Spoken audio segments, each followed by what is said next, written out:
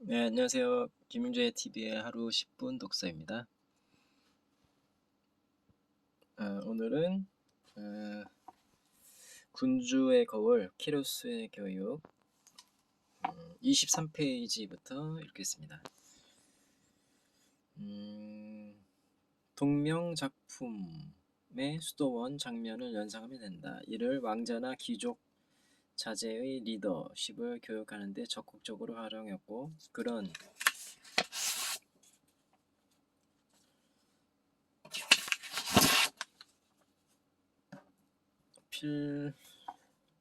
필독서의 목록이 바로 군주의 거울이라는 장르로 발전한 것이다.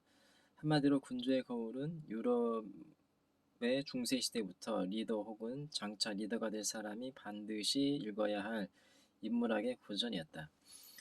군주의 거울이 등장하기까지 기원 후 8세기의 중세 유럽인들은 왜 고대 그리스와 로마의 문헌에서 군주의 거울이라는 장르를 고안해내게 되었을까?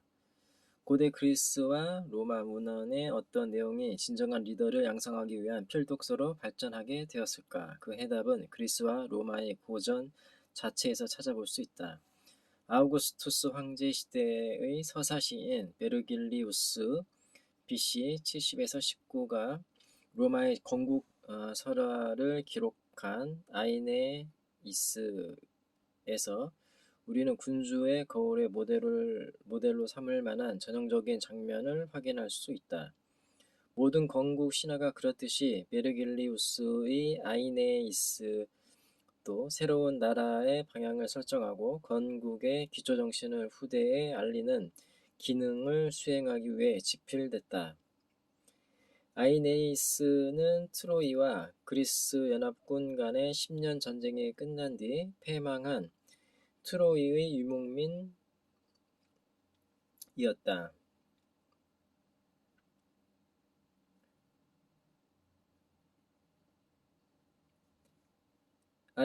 아이네아스가 일가 친척과 함께 고향을 떠나 이탈리아 반도에 정착하는 고난과 모험의 여정을 담고 있다. 에트루리아인과 같은 이탈리아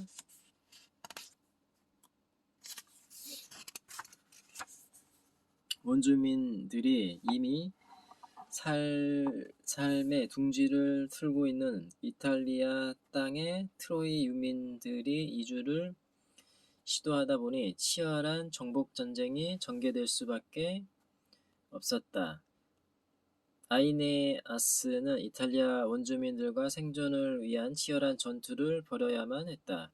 목숨을 건 전투가 전개되면서 적의 화살이 아이네아스의 허벅지에 꽂혔다. 그는 허벅지에 박힌 화살을 뽑아내려 했으나 화살촉이 살 속 깊숙이 박혀 빠지지 않았다. 아이네아스는 피를 흘리며 두 걸음에 한 번 꼴로 긴 창에 몸을 기대면서 앞으로 나갔고 부하들에게 빨리 상처를 치료하고 자기를 싸움터로 돌려보내달라고 명령했다. 바로 그 다음 장면에서 장차 서구의 지성사에서 군주의 거울이 될 첫 번째 구절을 발견할 수 있다. 아이네아스는 싸우고 싶어서 황금 정강이 바지로 이쪽 장단지와 저쪽 장단지를 싼 다음 지체하기가 싫어서 창을 휘둘렀다. 방패가 옆구리에 그리고 가슴바지가 등의 자리를 잡자 그는 무장한 두 팔로 아들 아스카니우스를 안고는 투구 사이로 아들의 입술 끝에 입 맞추며 이렇게 말했다. 내 아들아, 너는 용기와 진정한 노고는 나에게서 배우고 행운은 다른 사람에게서 배우도록 하라. 아이네아스는 자신의 허벅지에 박힌 화살을 당장 뽑으라고 명령했다. 그는 싸우고 싶어 안달이 난 사람처럼 서둘러 전쟁터로 뛰어가고자 했다. 그러고는 앞으로 펼쳐질 전쟁에서의 생사를 예측할 수 없었기에 아들 아스카니우스에게 용기와 탁월함은 아버지로부터 배우고 행운은 다른 사람에게서 배우라는 유언을 남겼다. 아버지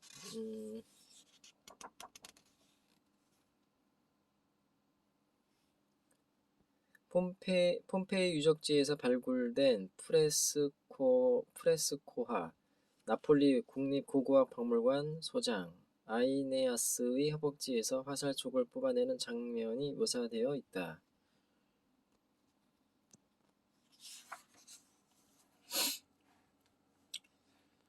아버지인 자신은 아들에게 모범이 되기 위해 탁월함을 추구할 뿐 행운의 여신이 지어줄 미소는 기대하지 않겠다는 유언이었다. 아이네아스는 그 다음 유언에서 장차 군주의 거울에 전범이 될 명문장을 남긴다. 너는 장성하여 곧 성년이 될 것인즉 이를 깊이 명심해 두어라.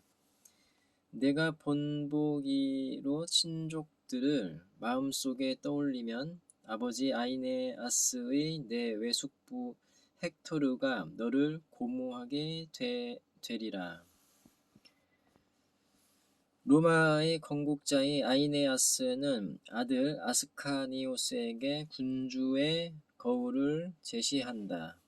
그는 자신의 뒤를 이어 장차 알바롱가의 왕이 될 아들에게 닮고 배워야 할 인물이 있어야 하며 그 모델이 바로 아버지인 자신과 트로이 전쟁에서 장렬하게 전사했던 외숙부 헥토르임을 밝힌다.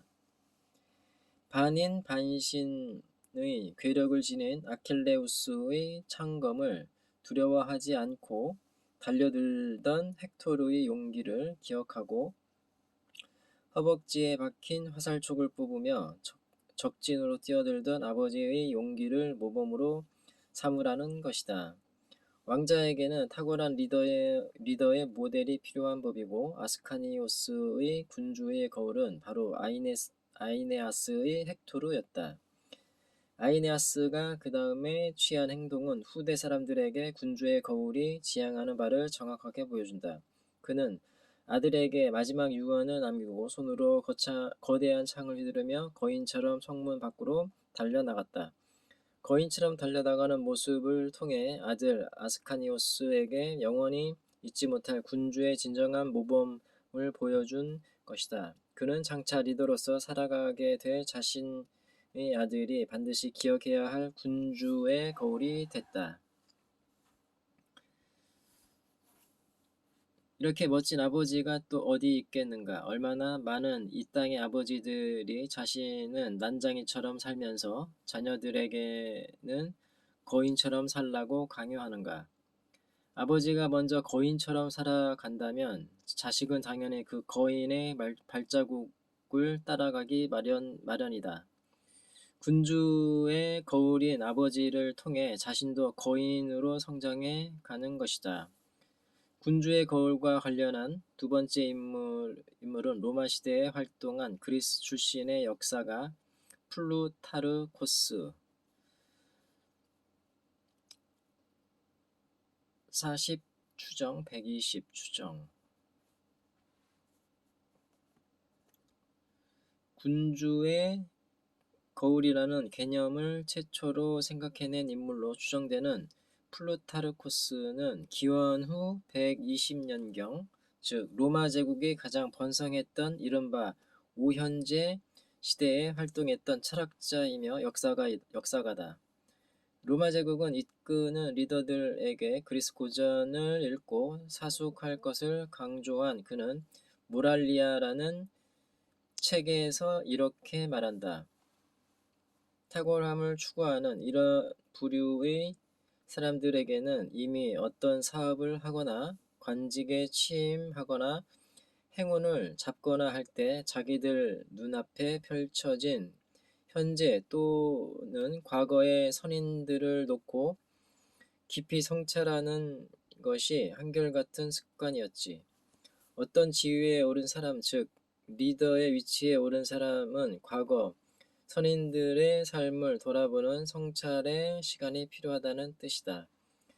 플루타르코스는 이렇게 말을 이어간다. 이 경우라면 플라톤은 어떻게 행동했을까? 에파메이논다스 필자 주 에파미논다스는 뭐라고 말했을까? 리쿠르고스 자신이나 아게실라오스는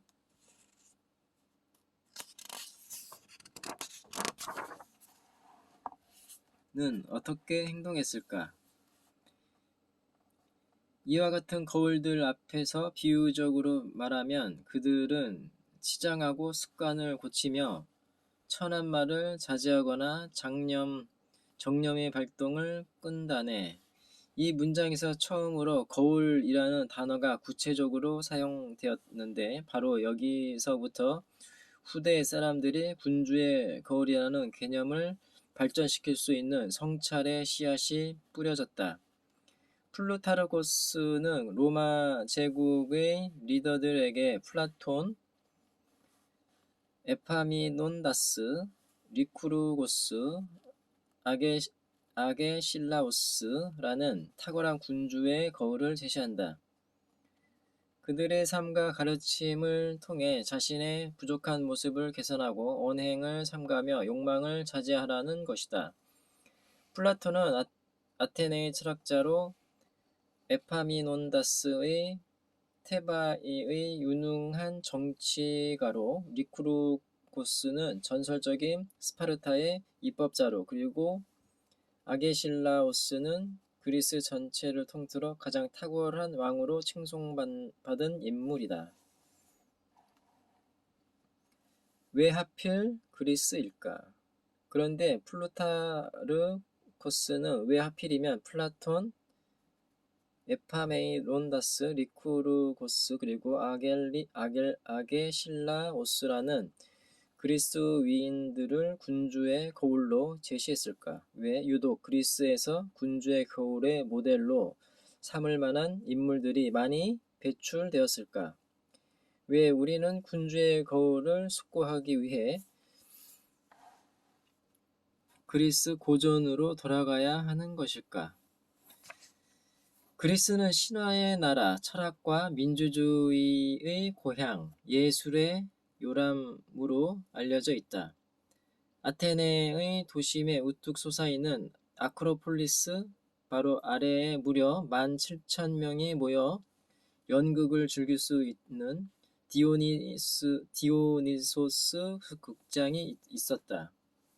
아테네 사람들은 봄만 되면 이곳에서 소포클레스의 비극과 아리스토파네스의 희극을 감상하며 인생과 세상살이의 의미를 숙고했다. 그들은 매우 문학적이었으며 호메로스가 쓴 일리아스, 오디세이아의 열렬한 애독자였다.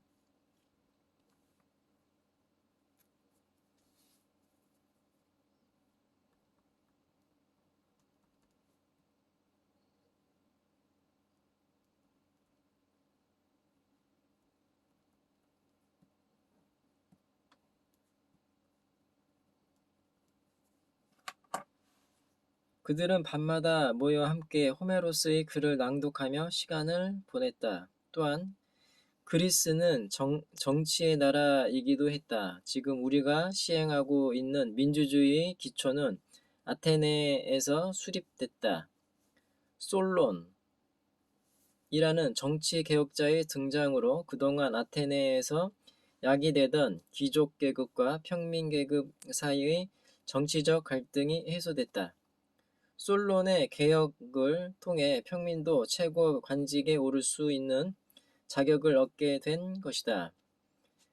클레이스테네스는 아테네 시민들을 10개의 부족으로 나누고 한 부족에서 각각 50명의 대표를 뽑도록 했다. 총 500명으로 구성된 민회가 완성된 것이다. 그때부터 아테네는 민주주의의 진정한 초석을 놓게 되었고 기원전 487년 도편 추방이라는 제도를 마련해 독재자의 등장을 미리 방지할 수 있는 정치적 안정장치까지 만들어냈다. 이것이 우리가 알고 있는 그리스의 일반적인 모습이다. 그러나 기원전 5세기에 접어들면서 그리스는 절체절명의 위기에 노출된다. 그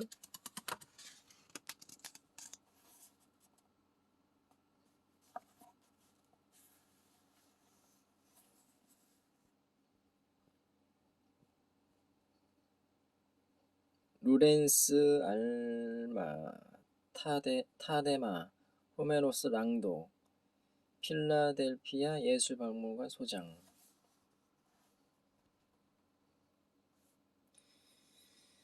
그리스의 아포리아, 즉 길 없음의 상태가 시작된 것이다. 기원전 5세기 초, 즉 499년에서 449년에 촉발된 페르시아 전쟁이 그리스가 직면한 첫 번째 아포리아다. 페르시아는 거대 제국이 대군을 이끌고 그리스를 침공하자 그들은 충격에 휩싸였다.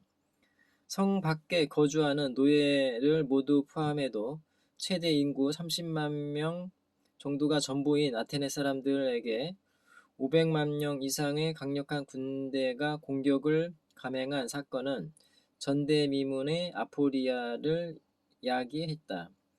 헤로도토스는 역사에서 다레이오스의 아들 크세르크세스가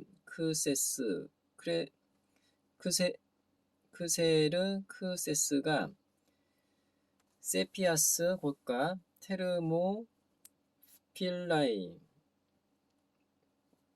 테르모필라이까지 인솔해온 인원수는 총 528만 3,220명이라는 결론이 나온다고 구체적으로 밝히고 있다. 물론 이 추정치는 페르시아 전쟁을 위해 함께 군대와 이동했던 페르시아 군인의 가족과 노예까지 모두 포함한 숫자다. 그렇더라도 500만 이상이라는 거대한 군대의 진격 앞에서 그리스인들은 아포리아를 직감했을 것이다. 그리스에 밀어닥친 두 번째 아포리아는 기원전 431에서 404년 페르시아 전쟁의 상처가 채 아물기도 전에 발발한 펠로폰네소스 전쟁이다. 그리스의 기원전 5세기는 우리가 흔히 알고 있는 아테네의 황금기인 동시에 참혹한 전쟁이 두 번이나 발발했던 죽음과 폭력의 시기였다. 그리스인들에게 펠로폰네소스 내전은 단순한 전쟁이 아니었다. 함께 호메로스의 서사시를 읽던 동족끼리 같은 헬라어를 쓰는 피부치끼리 올림픽이 열리면 함께 뛰고 달리며 선의 경쟁을 펼치던 친족끼리 서로 죽이고 죽는 비극을 초래한 것이다. 펠로폰네소스 전쟁의 전체 과정을 지켜본 아테네의 역사가 크세노폰은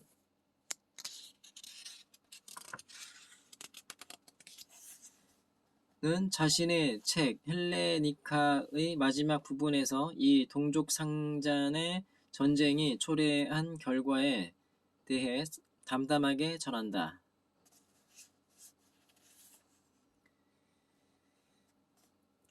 아무도 상대가 승전비를 세우는 것을 방해하지 못했다. 그 후 양측은 각각 승자로서 휴전한 후 시신을 돌려주었고 동시에 패자로서 휴전한 후 시신을 돌려받았다. 또 양측 모두 승자를 자처했으나 전투 이전과 똑같이 아무런 땅이나 도시나 패권을 더한 것이 없었다.